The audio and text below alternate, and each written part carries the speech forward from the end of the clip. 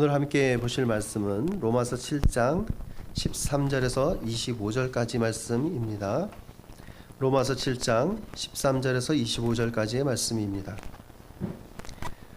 한 절씩 교독하고 마지막 25절은 같이 합독하도록 하겠습니다. 다 찾으셨으면 제가 먼저 13절 읽도록 하겠습니다. 그런즉 선한 것이 내게 사망이 되었느냐? 그럴 수 없느니라. 오직 죄가 죄로 드러나기 위하여 선한 그것으로 말미암아 나를 죽게 만들었으니 이는 계명으로 말미암아 죄로 심히 죄되게 하려 함이라. 우리가 율법은 신령한 줄 알거니와 나는 육신에 속하여 죄 아래에 팔렸도다. 내가 행하는 것을 내가 알지 못하노니 곧 내가 원하는 것은 행하지 아니하고 도리어 미워하는 것을 행함이라. 만일 내가 원하지 아니하는 그것을 행하면 내가 이로써 율법이 선한 것을 시인하노니 이제는 그것을 행하는 자가 내가 아니요 내 속에 거하는 죄니라. 내 속 곧 내 육신에 선한 것이 거하지 아니하는 줄을 아노니 원함은 내게 있으나 선을 행하는 것은 없노라.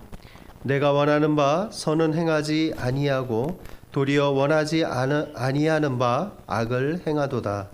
만일 내가 원하지 아니하는 그것을 하면 이를 행하는 자는 내가 아니요 내 속에 거하는 죄니라. 그러므로 내가 한 법을 깨달았노니 곧 선을 행하기 원하는 나에게 악이 함께 있는 것이로다. 내 속사람으로는 하나님의 법을 즐거워하되 내 지체 속에서 한 다른 법이 내 마음의 법과 싸워 내 지체 속에 있는 죄악의 법으로 나를 사로잡는 것을 보는도다.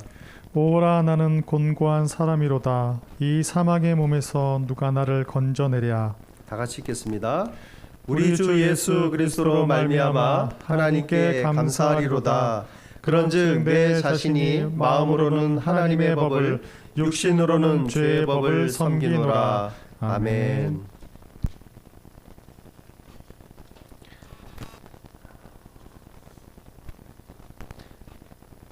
지난 시간에 율법의 역할에 대해서 좀 설명을 드렸습니다. 율법은 하나님이 주신 것이기 때문에 선하고 거룩하고 의로운 것이다 라고 말씀드렸습니다. 율법의 역할은 우리를 죄 가운데 구원해 줄 수는 없지만 죄가 무엇인지 알려주는 역할입니다. 거기까지가 율법의 역할입니다.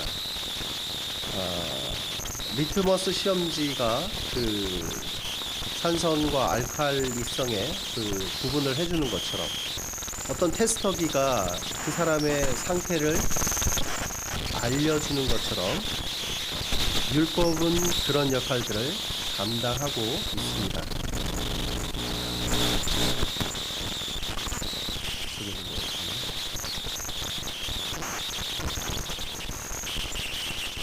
회사로 치면 율법의 역할은 어떤 부분에서 내부 고발자와 같은 역할입니다. 내부 고발자가 있기 전까지는 그 회사 안에 어떤 잘못과 비리가 있는지 아무도 알지 못합니다. 그러나 그 잘못과 범죄는 그 안에 있었을 것입니다. 단지 내부 고발자가 그것을 드러내었기 때문에 사람들이 그것이 그런 죄가 그 안에 있었다라는 것을 인식하게 됩니다. 율법의 역할이 그렇습니다. 우리에게 잘못을 지적해 주지만 우리를 잘못으로부터 건져내거나 또 우리를 어떤 회복할 수 있게 어떤 능력을 공급해 주지는 못합니다. 율법은 잘못이 없다는 것입니다.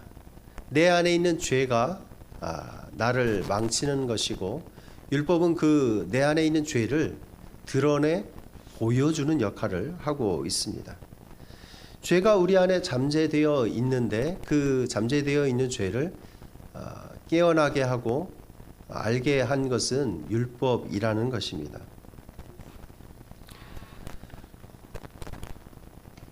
죄로 인해서 우리 안에는 늘 갈등이 일어나게 됩니다. 오늘 본문 말씀은 사람 안에 있는 그 내적인 갈등을 계속적으로 보여주고 있습니다. 우리 안에 있는 선한 뜻과 악한 계획들이 서로 상충하고 충돌할 때 우리는 어느 것을 내가 나아갈 방향으로 정해야 될지를 늘 고민하게 됩니다. 늘 선과 악의 구조는 우리 주변에 늘 함께하고 있습니다. 믿지 않는 사람들도 선을 권하고 악을 징계하기를 원합니다. 사람마다 그 기준을 가지고 있습니다. 신자이든 불신자이든 그리스도인이든 비그리스도인이든 자기 내면의 어떤 선과 악에 대한 기준들을 조금씩 가지고 있습니다. 드라마나 영화에도 그런 권선징악적인 구도들이 늘 나타납니다. 만약에 악한 사람이 승리하는 결말이 나온다든지 억울한 일을 당했던 사람이 여전히 더 억울한 상태로 나아가면 사람들은 그것을 다 보고 나서도 찜찜함을 가지게 됩니다. 선이 잘 되기를 원하는데, 의인이 잘 되기를 원하는데 오히려 핍박당하고 어려움 당하다가 그냥 끝나버리면 허무합니다. 악인이 망해야 될 것 같은데 그 얄미운 악인이 너무 잘 되면 우리 안에 화가 치솟게 되기도 합니다. 악인이 망하지 않고 악인이 도망가는 열린 결말로 끝나도 우리는 답답함을 가지고 굉장히 힘들어합니다. 사람 안에는 그 선이 무엇인지 악이 무엇인지에 대한 그 기준이 존재합니다. 무엇이 부끄러움이고 무엇이 영광된 것인지 영예로운 것인지를 기준 가운데 잘 삼아서 살아갑니다. 그런 것들은 모든 제도화된 법에 명시되어 있지는 않습니다. 성문법이 있고 불문법이 있을 때 모든 것을 기록해 놓은 성문법 외의 것들이 우리 안에는 분명히 존재합니다. 관습법이라는 것도 있고 또 불문법이지만 우리가 불문율로서 지켜가는 것들이 있습니다. 요 정도는 하지 말아라 라는, 제발 요것만 하지 말아라. 법규에는 정해져 있지 않지만 저 사람과의 관계에 있어서 저 사람이 저것만 안 하면 내가 저 사람을 견딜 수 있을 것 같은 그 한계치가 있는데 그걸 서로 건드리지 않는 것이 좋습니다. 비그리스도인에게도 양심이 늘 기준이 되어 나름대로 선을 행하며 때로는 그리스도인보다 더 나은 모습처럼 보이는 경우도 있습니다. 성경 안에 어떤 그 도덕과 우리의 일상생활을 하나님의 말씀에 비추어 보면 그 기준은 결코 작은 것이 아닙니다. 세상이 감당할 수 없는 그런 깊이 있는 높은 수준을 요구합니다. 원수를 어떻게 사랑합니까? 우리의 힘으로 할 수 없는 그것을 성경은 요구합니다. 우리가 마음속에 품고 있는 것들도 죄악이다라고 말씀하고 있는 것입니다. 지금 노이즈가 좀 들어가고 있나요?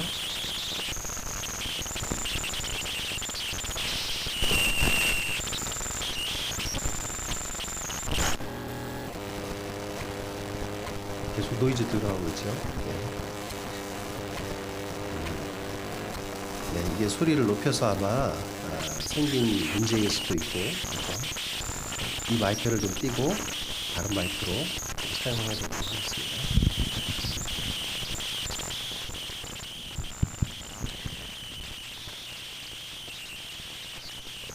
거슬리네요.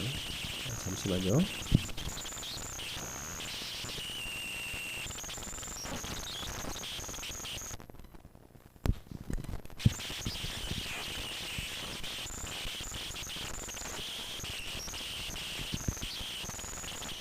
그래서 사람들의 모습을 이제 선과 악의 대결 구도로 살아가는 그 사람들의 모습을 보여주는 것들이 있습니다. 사람 안에 있는 선과 악의 공조는 절대 악도 없고 절대 선도 없다라는 것을 생각해야 합니다.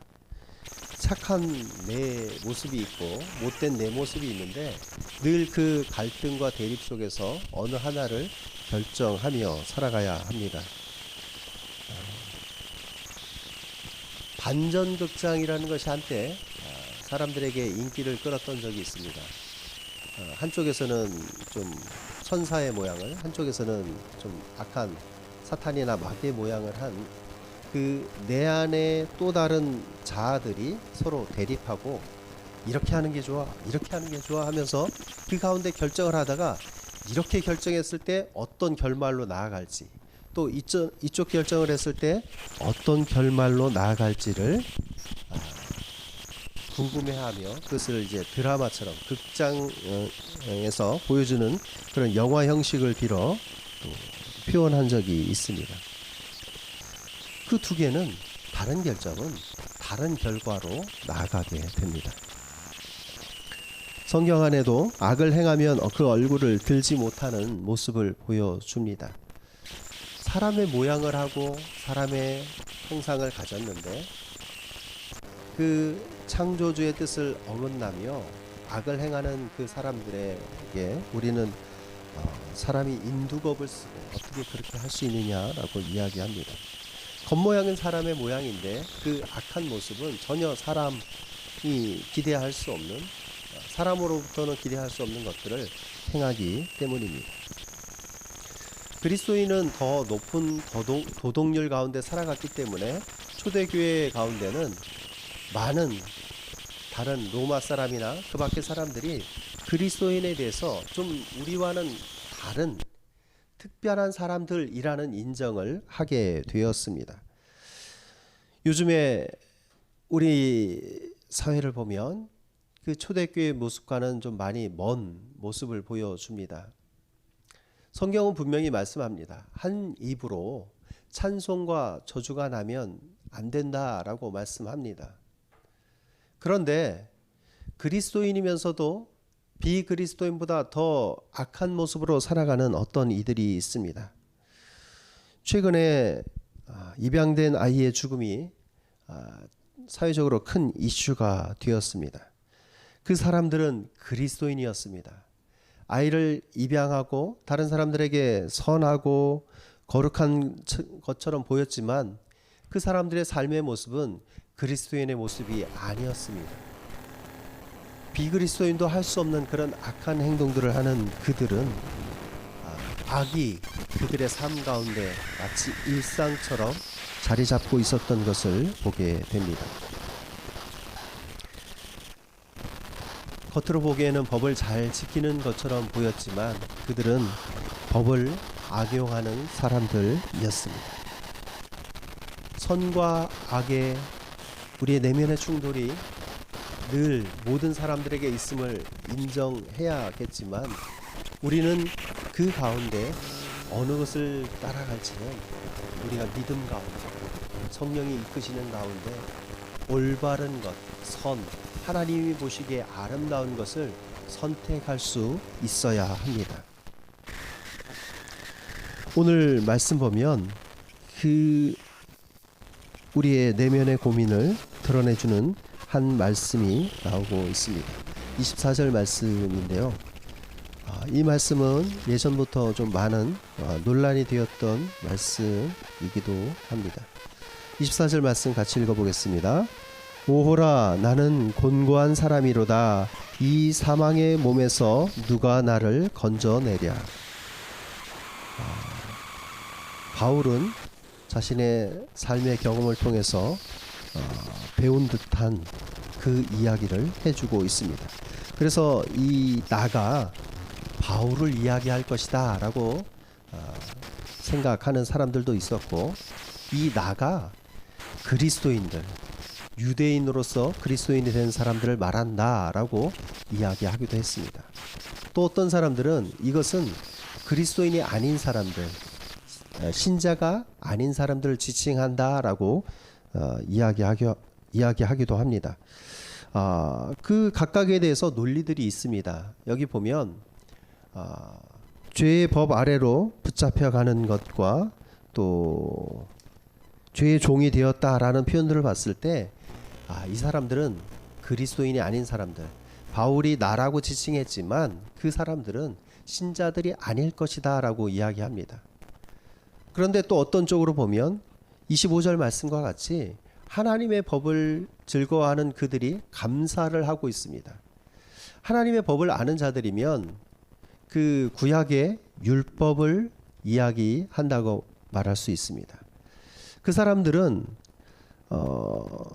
하나님 안에서 살아가는 사람들입니다. 하나님을 두려워하며 살아갑니다. 그러나 아직 성령의 임재를 체험하지 못한 사람들입니다. 그럼에도 그 법 아래에서 법을 두려워하며 기뻐하며 살아가는 사람들입니다. 또 어떤 경우에는 이제 바울의 과거의 모습에 비추어 이야기합니다. 바울이 예수 그리스도를 만나기 전의 모습이 마치 죄수와 같은, 죄인의 교수와 같은 자신의 삶을 고백적으로 표현한 것이다 라고 보기도 합니다.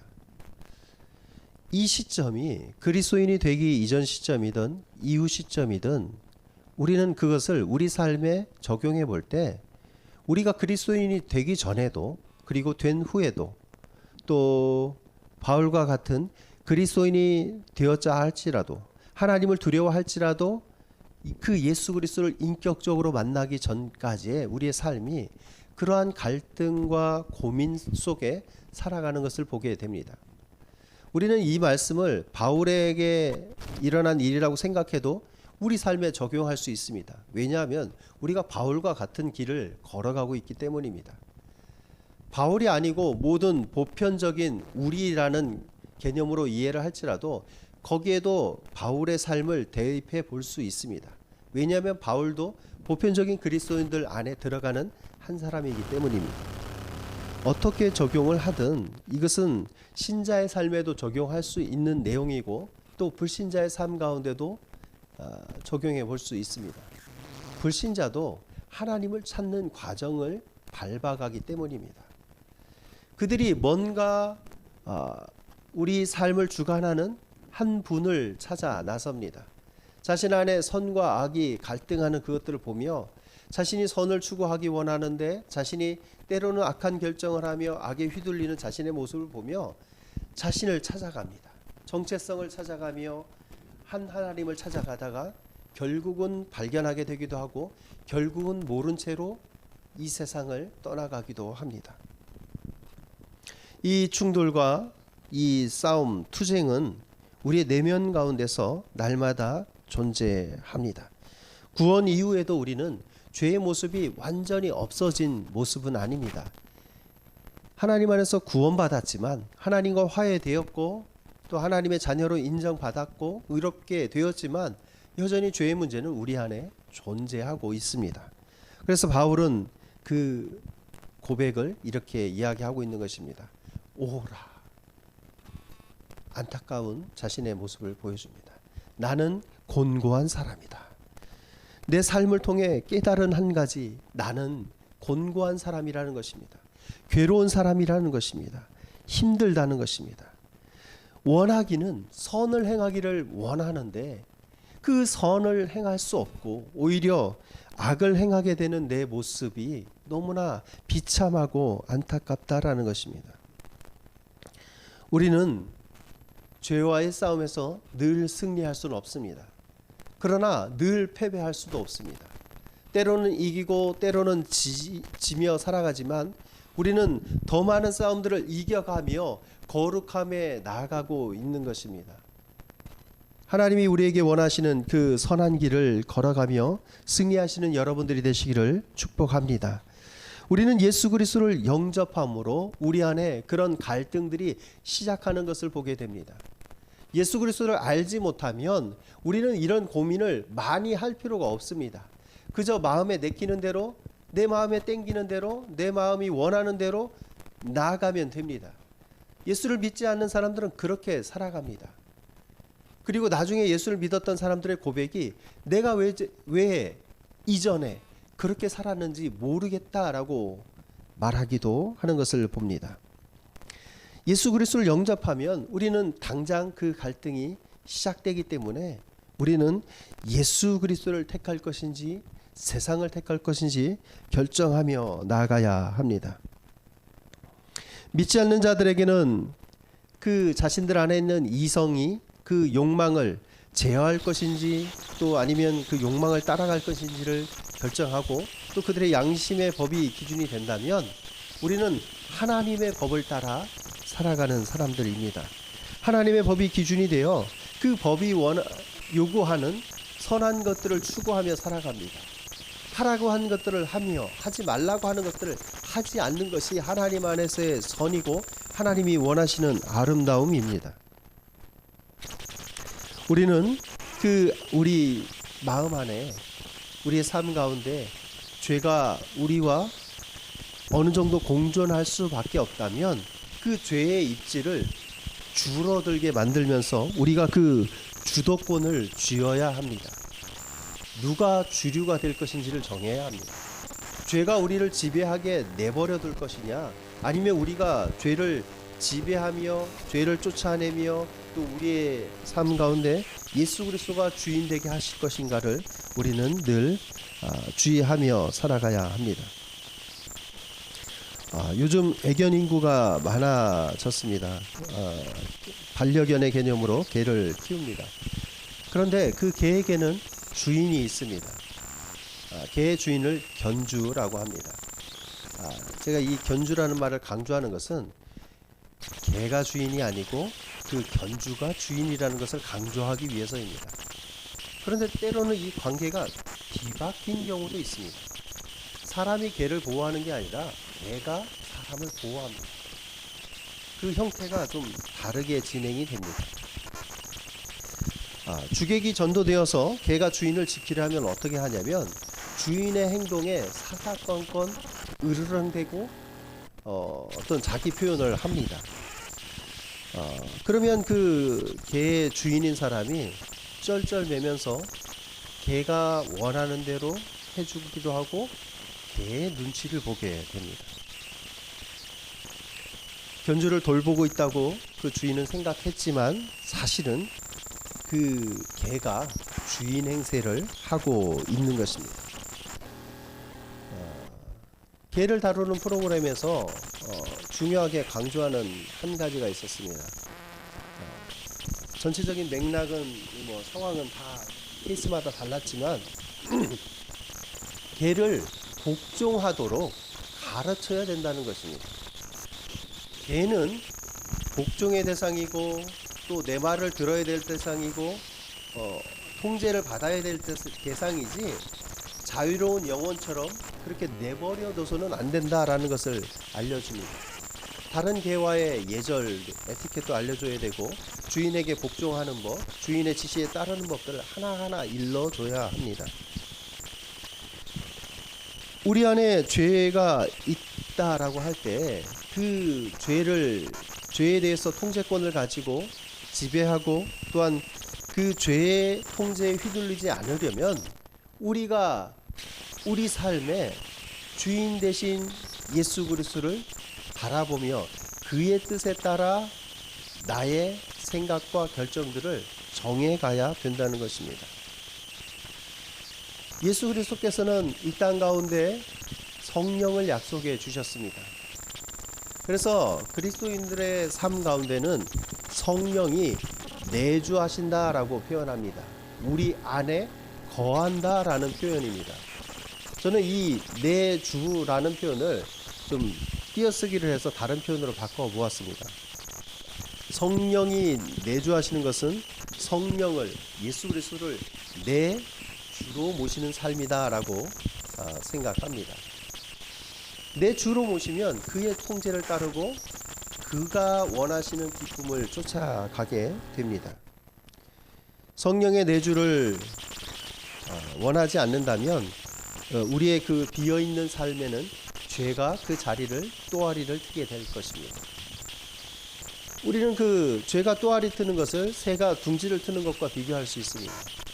청소를 하고 조금 더 지나면 또 다시 새가 자리를 틉니다. 그 집을 짓고 둥지를 트는 것을 우리가 못하게 하지 않는 한 새는 그 행동을 반복할지도 모릅니다. 죄가 거하기 좋은 마음이 되어서는 안 됩니다. 죄에게 휘둘리는 순간 우리는 사망으로 치닫는 어리석은 자가 될 것입니다. 바울은 자신 안에 그 원함을 알고 있습니다. 선을 행하기 원하는 그 마음을 가지고 있습니다. 그럼에도 그것을 행할 수 없는 인간의 유약함을 깨닫게 됩니다. 선한 것을 얻기 원했지만 선한 결과가 나오지 않았다라는 것입니다. 죄는 내가 원하지 않는 바를 행하게 만들고 있습니다. 바울은 그것을 이제 경험으로 깨닫고 내가 한 법을 깨달았다라고 고백합니다. 우리는 예수 그리스도의 죽으심과 부활에 참여한 자들입니다. 그리스도를 닮아가는 자들이지만 그 죄라는 그 본질을 만날 때에는 우리가 우리의 힘으로는 패배와 좌절을 경험할 수밖에 없습니다. 우리의 힘으로 할 수 있는 것 같아서 되돌아보지만 우리의 힘으로는, 우리의 능력으로는 패배가 당연한 결과입니다. 그래서 우리는 예수 그리스도의 능력을, 성령의 내주를 힘입어 그 죄와 싸워 이겨 나가야 되는 것입니다. 공존할 수밖에 없다면 그 주도권 싸움에서 지지 말아야 합니다. 마음으로 원하는 법과 육신이 원하는 그 다른 법 사이에서 늘 갈등하지만 우리는 율법이 선한 것이고 하나님이 주신 법들을 따라가는 것이 마땅할 것입니다. 우리는 곤고한 사람임을 날마다 깨닫게 됩니다. 이 말을 이제 다른 말로 바꿔보면 우리 삶에 또 다른 부분들이 드러나기도 합니다. 우리가 약한 부분이 어디입니까? 우리가 정말 나에게 있어서 나는 바울의 이 고백을 다른 고백으로 바꿔보면 내 삶은 이러한 사람이다 라고 고백하게 됩니다. 우리는 어떤 사람입니까? 은혜가 필요한 사람입니까? 하나님, 나는 연약한 사람입니다. 내 의지대로 할 수 없습니다. 내 힘으로 할 수 없습니다. 하나님의 은혜가 필요한 사람입니다. 오라, 나는 은혜가 필요한 사람이다 라고 고백할 수 있어야 합니다. 우리는 때로 믿음이 흔들리는 사람입니다. 파도가 흔들리는 것처럼 또 갈대가 흔들리는 것처럼 우리의 믿음은 또 우리의 귀는 너무나 얇고 흔들리기 쉬워서 때로는 세상이 주는 이 메시지가 더 달콤하게 들릴 때도 있습니다. 때로는 하나님이 주시는 그 메시지가 너무 거부감이 느껴지기도 합니다. 그래서 우리의 믿음은 때로 하나님을 의심하기도 하고 때로는 하나님의 뜻이 나에게 맞지 않는 뜻이다 라고 생각하기도 합니다. 그래서 우리는 이렇게 고백합니다. 오라, 나는 믿음이 연약한 자라 라고 고백합니다. 우리는 의지가 박약하고 그 일을 끝까지 추진하지 못하기도 합니다. 저의 경우에는 좀 이렇게 계획적으로 세워서 하기보다는 조금 이렇게 자유롭게 생각을 많이 하고 또 생각한 많은 것들 가운데 또 하나를 진행하기도 하고 또 급하게 어떤 일을 진행하는 경우들도 있습니다. 이걸 뭐 좋게 말하면 뭐 완벽주의의 모습이라고도 할 수 있지만 게으름의 모습이라고도 할 수 있습니다. 우리에게는 이런 의지가 약한 부분들이 있습니다. 오라, 나는 의지가 연약한 사람이다 라고 고백할 수도 있습니다. 우리의 고백은, 우리의 삶은 날마다 하나님 앞에서 오라를 반복하고 있을 수도 있습니다. 오라, 나는 어떠한 사람이다. 그것이 내가 알고 있는 나에 대한 올바른 표현일 수 있습니다. 사도 바울이 고백한 그것이 사도 바울만의 고백이 아니라 우리 모두의 고백일 줄 압니다. 우리가 그렇게 연약한 자라면 우리는 은혜를 구하며 하나님의 도우심을 구하며 성령의 인도를 구하며 살아가야 합니다. 내 힘으로 할 수 없는, 나는 마음이 좁은 사람입니다. 나는 하나님 앞에 너무나 연약한 존재입니다. 나는 다른 사람을 사랑할 수 없는 존재입니다. 하나님의 은혜와 도우심과 하나님의 이끄심이 필요합니다. 나를 주관하사 내 삶의 주인이 되어 주십시오. 다윗도 곤고한 사람이었음을 바라봅니다. 다윗은 분명히 한 나라의 왕이었고 많은 것을 가졌고 또한 그가 많은 업적을 이루었습니다. 그럼에도 그의 삶은 때때로 하나님의 심판이 그의 삶을 그의 통치 가운데 모든 영역에 또 하나님의 심판이 임하는 것을 봅니다. 다윗이 하나님을 의지하지 않고 사람을 의지했던 적이 있습니다. 그래서 군인의 숫자를 헤아려 보기 시작합니다. 우리가 이만한 군인들, 20세 이상의 이만한 군인들이 있으니 우리가 다른 나라와 싸워 이길 수 있는 능력이 있고 또한 우리의 부강함을 가졌으니 안전하다라고 생각하는 시점이 분명히 있었습니다. 어떤 숫자를 바라보았을 때 다윗은 편안함을 느꼈을지 모릅니다. 그 숫자로 말미암아 자신 마음 가운데 어떤 넉넉함을 맛보기 원했고 자신 스스로가 위로받기를 원했을 수 있습니다. 우리 모두는 하나님 앞에 곤고한 사람입니다.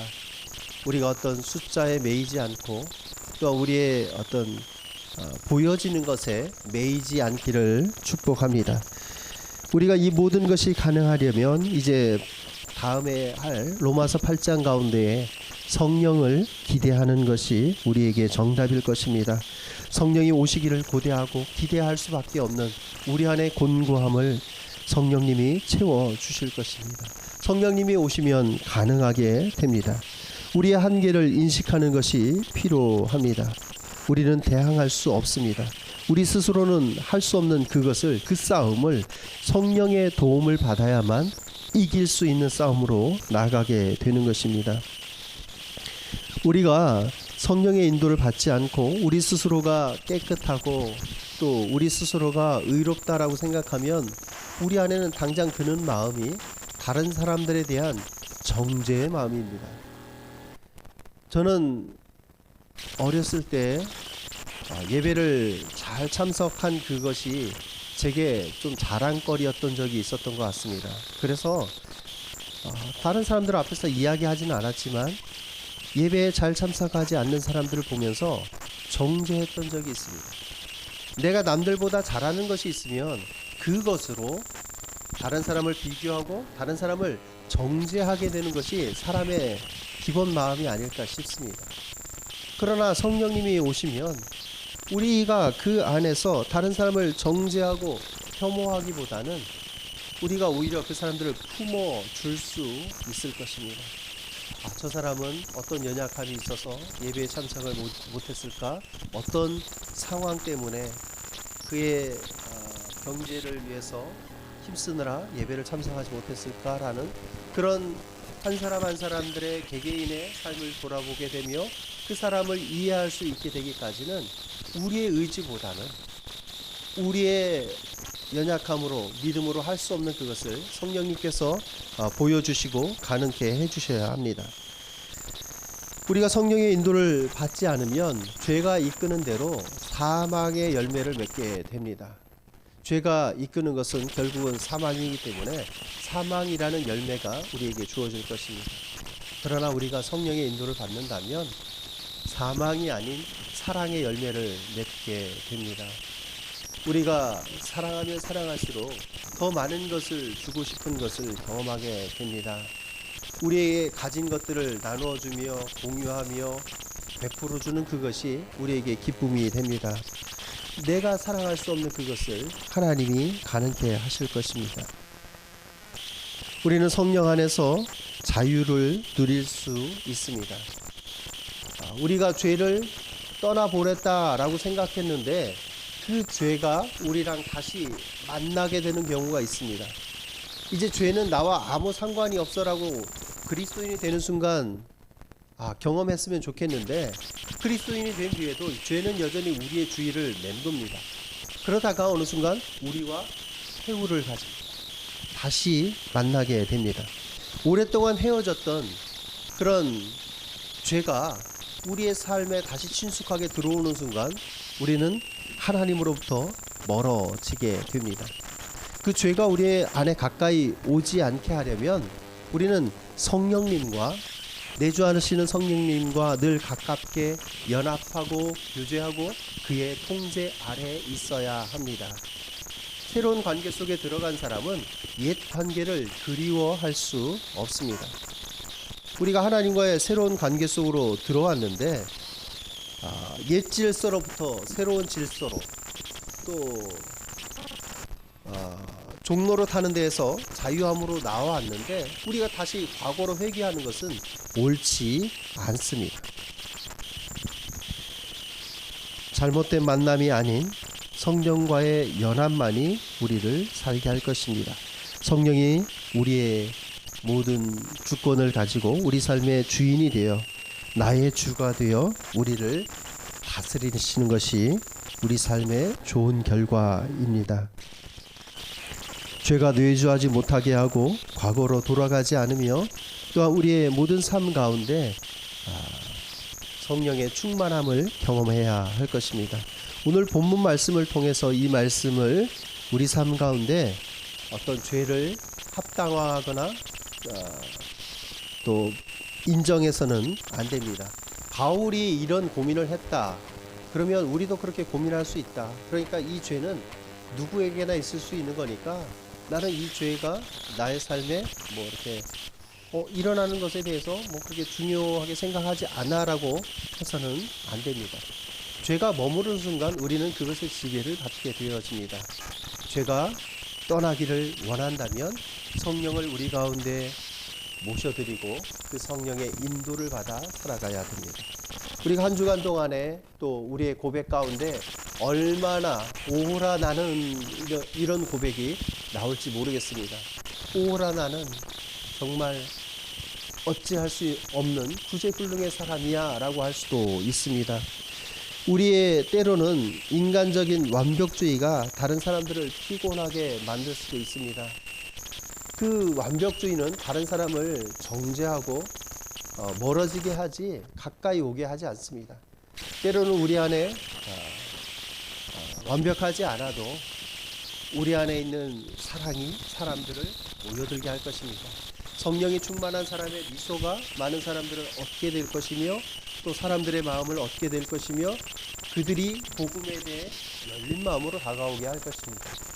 우리가 날마다 우리의 낯빛을 성령의 도우심을 받아 늘 활짝 웃고 또한 우리의 마음 가운데는 그럴 수 없을지라도 성령이 이끄시는 대로 또 도와주며 나눠주며 품어주는 그 믿음의 사람들로 한 주간 사시기를 축복합니다. 기도하겠습니다. 사랑의 주 하나님, 우리의 연약함을 인해 또 하나님 앞에 나아갑니다. 연약함에 머무르며 우리 안의 연약함은 이런 수준이야 라고 그냥 자포자기하는 것이 아니라 성령님께로 나아가며 하나님의 도우심을 구하는 믿음의 사람들로 살게 하여 주시옵소서. 날마다 한 주간의 삶 가운데 오라 나는 하나님의 도움이 필요한 사람입니다 라고 고백하며 성령께 그 모든 것들을 내어놓고 뜻을 구하며 살아가게 하여 주시옵소서. 하나님이 우리의 입술을 통해 선한 말을, 좋은 말들을, 또 하나님이 원하시는 말들을 하게 하시며 우리의 삶 가운데 행하는 모든 일들이 하나님께 영광이 기쁨이 되게 하여 주시옵소서.